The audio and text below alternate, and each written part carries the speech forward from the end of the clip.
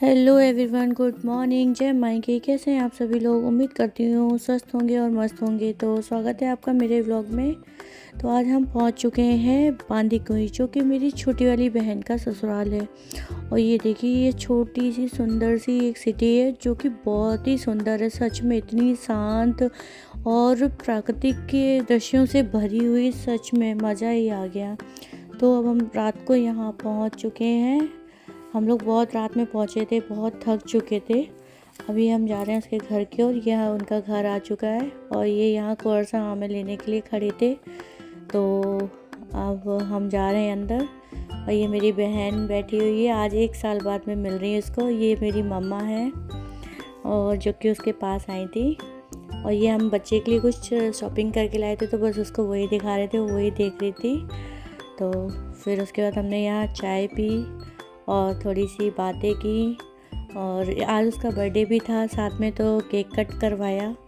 Actual में ज़्यादा blog shoot नहीं कर पाई हूँ। फिर उसके बाद हम लोग थक गए थे, तो अब हम यहाँ सोने आ गए हैं क्योंकि काफ़ी रात हो चुकी थी। और भाई इन्होंने तो, ये कहीं भी जाते हैं ना तो हमारी नाक ही कटवाते हैं। और ये सुबह की, भैया ये सुबह का तो मैं क्या ही बताऊं, क्या नज़ारा था। सच में ये नज़ारा तो ग्वालियर में मेरे को आज तक नहीं दिखा। सुबह सुबह जब सूर्य नारायण उगे तो देख के इतना मन प्रसन्न हुआ। चिड़ियों की चहचहाट से तो मेरी आँख खुली। और ये देखिए, ये सूर्योदय का समय है। सच में मज़ा ही आ गया देखकर।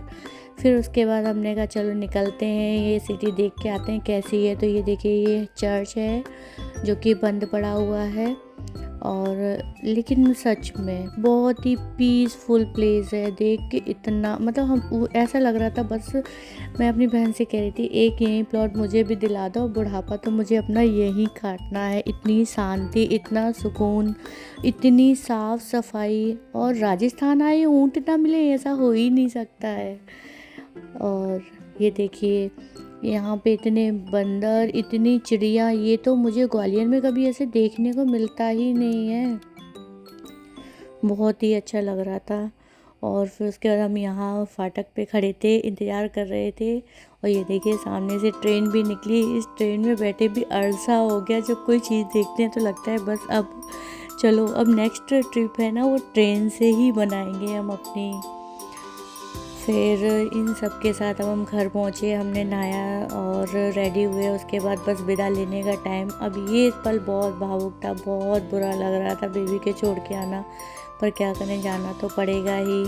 तो अब निकल ली अपने घर के लिए। और मम्मी 1 महीने से उसी के पास थी, तो आज फाइनली मम्मी भी हमारे साथ जा रही हैं। मम्मी बहुत उदास हैं, मम्मी का मन नहीं लग रहा है, पर क्या करें। अब हम अपने घर के लिए निकल लिए। और रास्ते में ये पड़ी हमें बावड़ी। तो कौन कौन जानता है इस बावड़ी का, इसका नाम क्या है, प्लीज़ मुझे कमेंट में ज़रूर बताएं। तो ये देखिए, ये कई पिक्चरों में, सीरियल्स में आई है, बहुत फेमस है। तो फिर हमने कहा चलो यहाँ तक आए तो इसको भी क्यों ना घूम लिया जाए। तो थोड़ा सा हम यहाँ पे भी घूमे और फिर उसके बाद निकले हम अपने घर की तरफ। ये रास्ते में ही पड़ रही थी, तो थोड़ा सा टाइम निकाल के हमने इसको भी विज़िट किया। सच में राजस्थान है तो घूमने की जगह, पर क्या करें, समय का अभाव था, इस वजह से ज़्यादा नहीं घूम पाए।